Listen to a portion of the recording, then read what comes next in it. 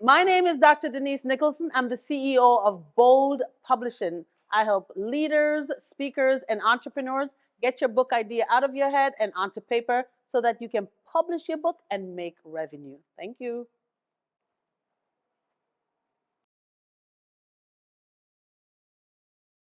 Well, hello, my name is Clive McCarthy, and I actually own Community Financial Empowerment Group and part owner of the Doctor's Womb, which is a fertility coaching.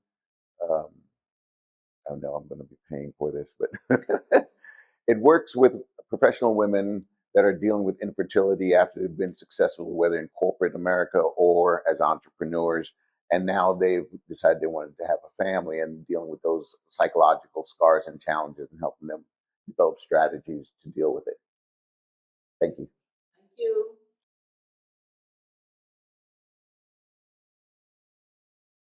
Right. My name is Andrea Buckham Jack, and I am a licensed financial professional, the owner of Global Impact Agency, and the focal point is to be able to bring financial literacy back to our community, to desensitize finances and have people build better and longer relationships when it comes to money.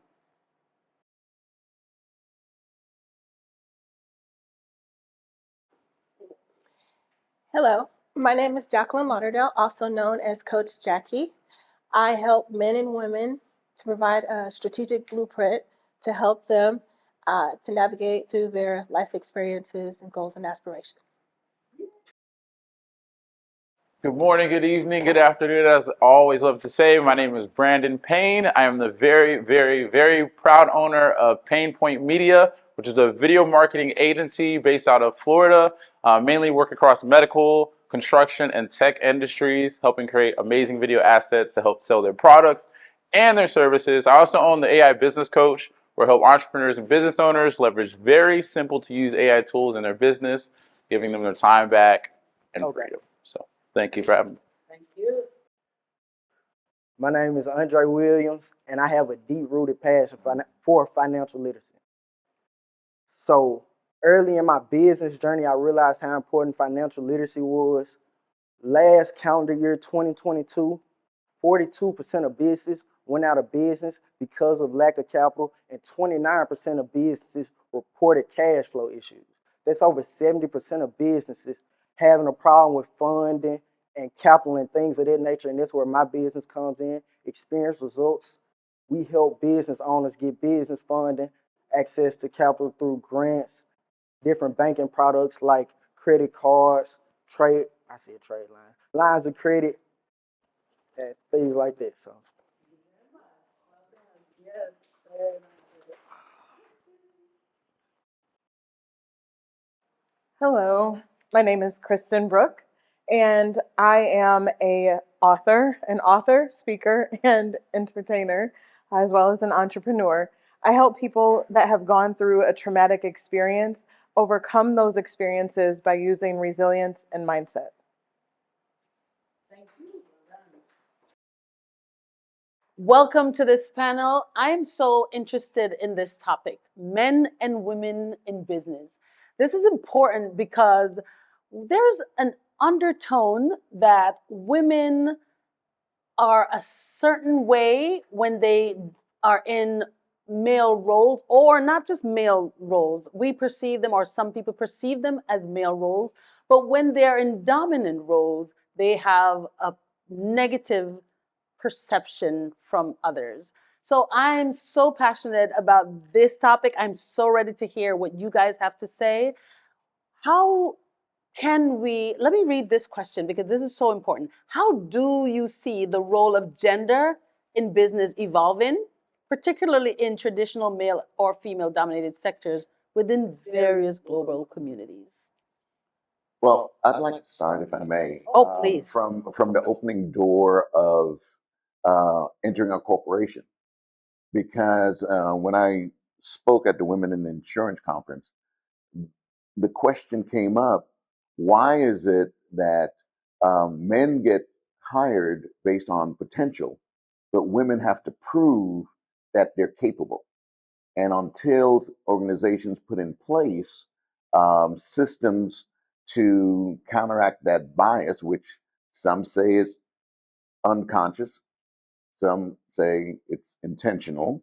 Um, it's going to continue. And challenging that, I think, is the first step because people do business with those they like and those like them. And challenging that paradigm is the first place, is where you begin. Beautiful. Well said. I appreciate your thought. Anyone else with a thought on how do we move forward and in this, gender role in the business world? What's your perspective? I think one of the biggest things in today's society, as things continue to evolve and things continue to change, is you really have to focus on one, where you're going, and two, who either of that same gender has been there as well. I think that's a big part. There's a lot of people, whether it's down the male route or down the female route, that have achieved things that we're trying to achieve and things that we want to achieve. And I think when we really hone in on using those people as like leverage, as that visionary, as that site, back to how you guys had a whole conversation around mentorship, I think that is really what's going to help. I love this whole movement of, you see boss babes a lot on the other side of the, I mean, even gender, today's world is across the board too. So you have people achieving different things in different spaces. But even this whole boss babe movement, I think, is magical. I see a lot of people in this Atlanta area growing up and doing amazing things with their businesses. And it's like, if you're not familiar with that and you're trying to follow back to, like I mentioned before, a Jim Rohn or a Les Brown or somebody else, and you can't relate to that person, you're only going to get so far sometimes. So to really find somebody that you feel aligns with you, that's relatable, that understands the same struggles, because as men, women, or whatever you choose, you're going to go through different things in life. You're going to be treated differently in some of workplaces and some of the environments. It's the same thing with race, the same thing with ethnicity. No matter what you say or not, once you step in one of these rooms, whatever room, an old boys network or not, or there's going to be feelings. Whether it's internal, you're going to project feelings. There's a lot of different intricacies that you have to take into account. So in order to combat that, and I guess I would say move strategically, is to find somebody that's been where you're trying to go, and that's most relatable to you, that's going to help you overcome some of those obstacles. I want to be able to add to that because the gender role is so important because I'm in the financial industry and I do a lot of coaching and training. And, one of the key things, and most of the men that I have literally trained and coached are older than me. And it comes down to not just roles, but respect. A woman understanding, the role that she plays, regardless if I'm the leader or not, I still have to come in and respect your opinion and ask you, the things so you feel involved and not I'm in control. Because one of the key things here when you hear gender roles is, oh, I'm in control. And that's the key thing if you're going to make any organization, grow or evolve or anything in general is the control issue where a woman or a man feels as if they don't have enough respect or power in that space. So being that leader, I never overstep my boundaries or, expect too much because expectations are for myself. So being able to run a business with a lot of men, it's about creating standards. They know the value I bring to the table. I respect the value they bring to the table. And being able to have that interconnection where our visions are aligned. Our vision may be aligned, but our goals are not the same. So respecting, in that space where you have your talent, he has his talent, I have mine, and we all come to the table and we put it in the center of the table. And this is how we're going to get to our individual visions, right? But our goals has to be aligned. And that's the only way for us to be able to get to that is the respect in the centerpiece and not control. Can I ask a sub question real quick? Yeah. So when a man is the boss, he is the go-to guy. He is seen as highly promotable, the top nine, the top corner, top right, high potential. Um, and everybody in those closed rooms are like speaking up for that man. But when a female does it, they use words that tend to be not so flattering and rather derogatory and disrespectful, to your point. How do we address that? How do we deal with that? Come on, people. Uh, I'd say I actually like that you brought that up. I I think that's going to be an ongoing discussion. I think for a lot of women, we as women get in those type of positions, we definitely have to have thicker skin. And as you said, respect. We have to demand the respect, and we do that through our performance. A lot of our stuff is performance based, right? And as we continue to pave the way, we're bringing in, for those that come after us, they can kind of take on those same, uh, I'd say, same roles. And I think as time goes on, the narrative or the biases will start to shift. Thank you. That is very important, a very important point that you made. I want us to also talk about the conflict when men and women are vying for the same position in the business world and how that conflict negatively reflects or affects the women. Can I speak on that? Yes, please. Okay, so I think often in leadership, women feel like we don't have a voice, or our voice, we have to navigate that world in a different way. I think that's essentially what we're all saying. Men are able to be more aggressive, where a woman that is just as aggressive as a man is labeled often as a B word, right? And she's simply doing her job. I think that we have to keep in mind that there, as a woman and as a leader, we have to be strong enough to say, I will use my voice and I will find role models as I navigate my career that allow me to elevate my voice. And as men and women, we have to find the rooms where our voices are heard, and we have to know when to walk away. And I think that as we navigate gender in various cultures and internationally, even I have seen as an author, especially with the topic that I talk about, the way that women are disrespected.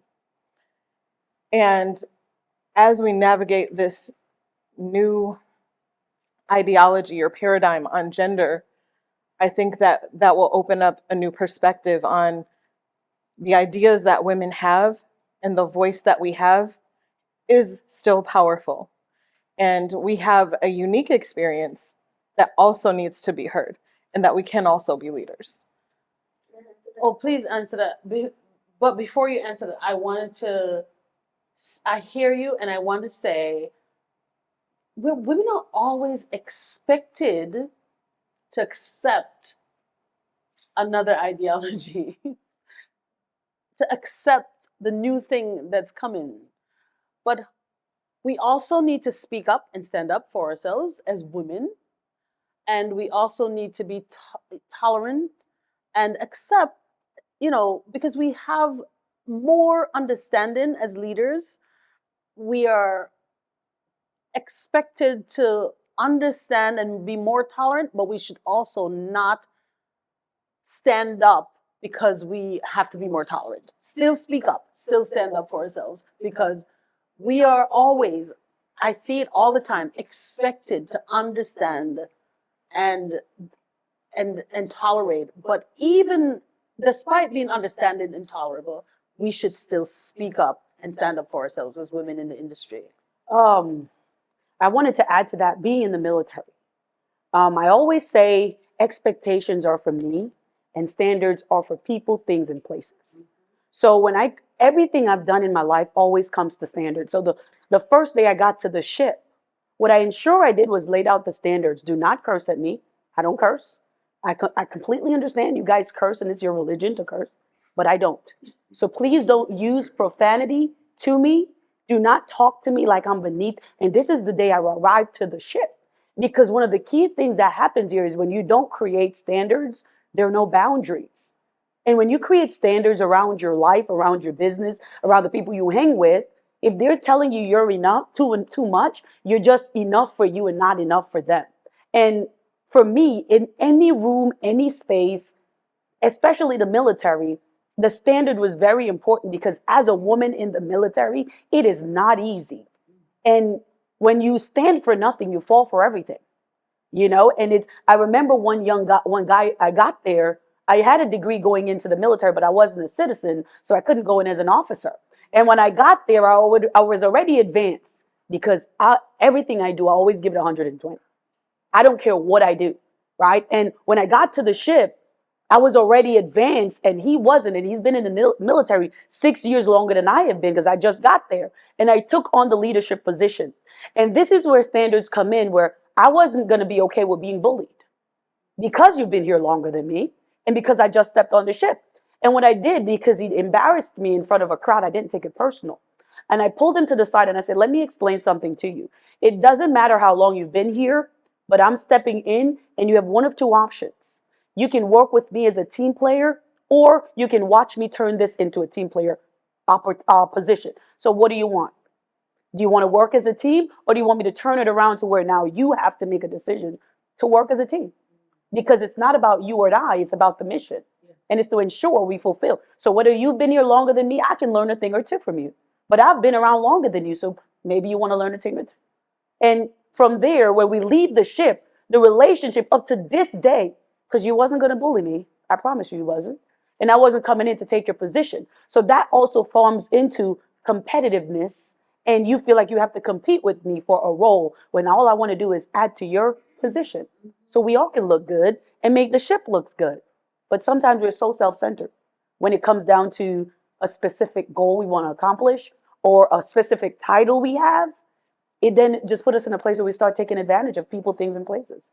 I see. Go ahead. Oh Get my it. God. Yes, so many great points. What you just witnessed and observed was the flow in energy, because as humans we both have masculine and feminine energy, and when you take on more leadership or more assertive roles, even though they like to use derogatory terms, you're just tapping into your more masculine energy for a particular purpose.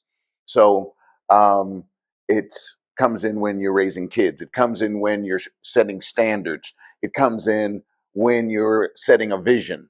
When you're tend to lead, you tend to have more, or when you're doing corrective measures, you're delivering that stuff that no one's not really going to like to hear. You tend to tap into more of your masculine energy.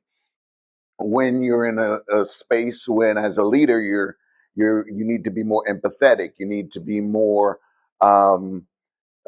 accommodating. You need to be more collaborative. You tend to access more of your feminine energies. And when I have mentees that are female, there's certain things, because of the rooms I'm in, that I have access from my mentors that I share. But then I also find the successful female professionals that I take them and introduce them to, because there are journeys and hurdles that our female entrepreneurs and executives go through, and lessons they've learned I will never learn, because even as a black male, I have privilege because I am male that you still have to deal with and have to exert more masculine energy in order to address those opportunities. So I really appreciate that demonstration because it was perfect. I know you. I waited for you to chime in. Oh my goodness. No, I think that's great what you said. I like what you said as well, because I say presentation is everything. Um, but one thing I will say is, based on the masculine feminine energy, one thing you said is that you will take your female counterparts and you'll introduce them to your colleagues, which is key, because that's also a way of you sending the message that you're playing a supportive role of what she offers, what she brings to the table. In addition, Dr. Denise, I like what you said about women needing to stand up for themselves. To add to that, I would say that we also need more cohesion amongst women. A lot of times, what I see is when you're in the, let's just say, the workforce, you see a lot of women kind of stand on an island and they're having to break through glass ceilings. Um, And then when they're put in a situation where they're having to fight for something that they feel strongly about, sometimes you have women that are afraid to stand with her.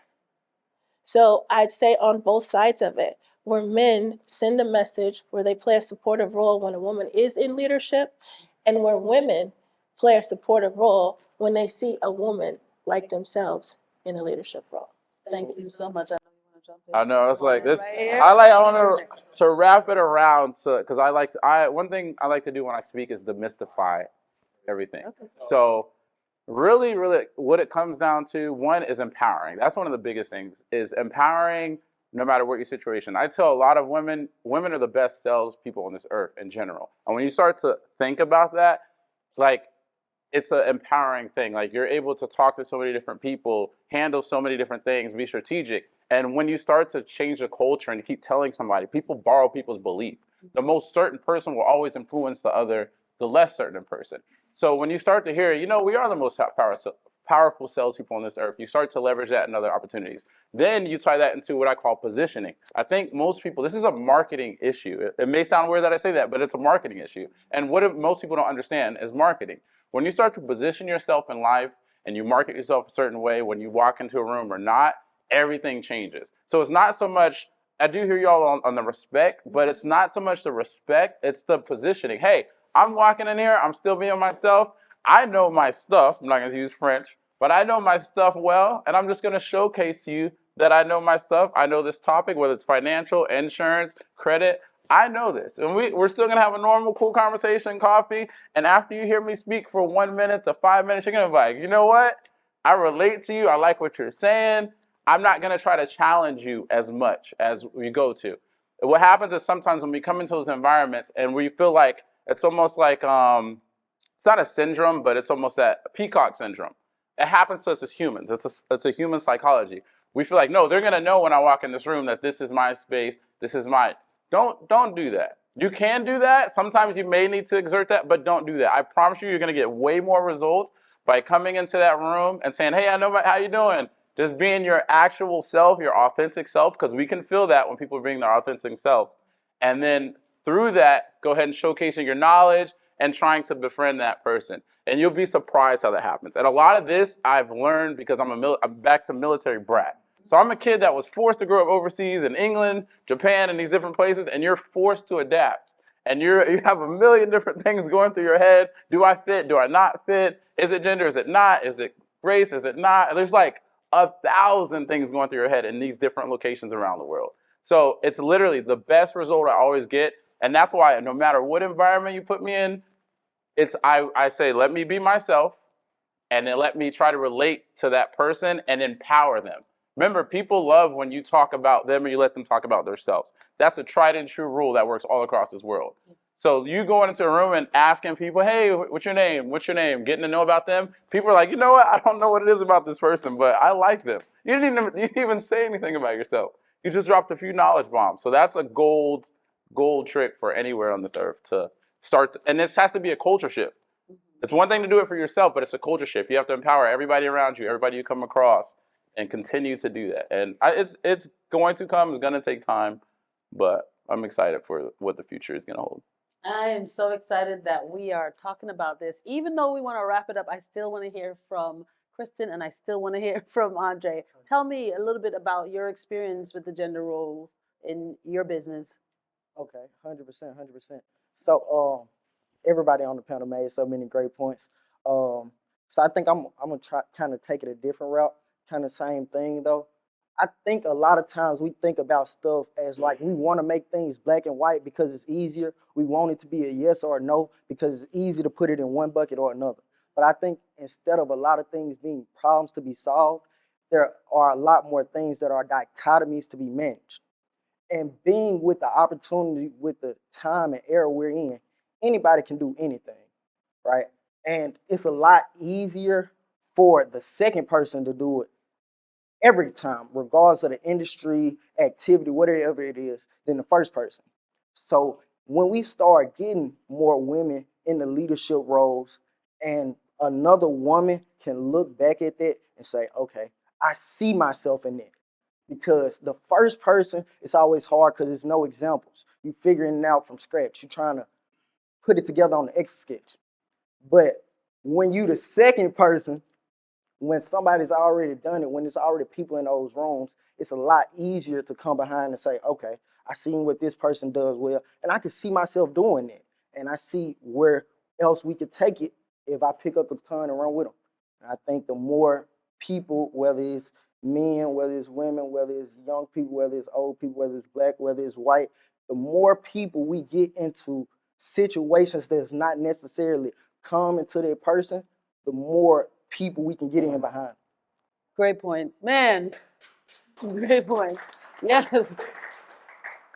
I think I want to mention the mentorship piece again, because sitting here listening to everyone, I think about my journey and being a female leader in hospitality and real estate. There are a lot of men in the industry. And I think as women and as men in careers that may be traditionally female, like nursing, we've seen that change over time. In my grandmother's era, it was mainly women. And now you see men and women as nurses. When we are in a role where we don't see people like us, whether it's our gender, our sex, our race, our socioeconomic status, I believe that we have to be open to finding the mentors that are willing to be open with us. And so we often have to find the rapport, like he was speaking about. We have to build that rapport and build common balances with people. And that bond will allow us to be mentored, and that information will be shared. And sometimes we have to do digging on our own. That's a part of the process no matter what. And I do believe that anyone can be a mentor to another person, and they can do that well, but you have to create that bond. And I think that's what creates a great mentorship. It's not the gender, but it's that bond of someone being willing to share the information that you're looking for and just being transparent and genuine. Thank you so much. We have had a really passionate discussion. This is wonderful. We can go on and on and on, but I am grateful for the points that each of you made because they were so strong and so different. And I appreciate the diversity. So let's wrap this up, but I want to, just make a one point that speaking up is important, having respect is important, coming together and proving yourself is important, and also sharing information, is I think it's one of the most important thing, because if you want to lead someone or mentor someone, you really have to be on the same page with them. And in order for you to be on the same page with them, some of the things you don't want to share, but it's important to share. So thank you so much for all your points. You guys are amazing. Thank you. Lunch is ready.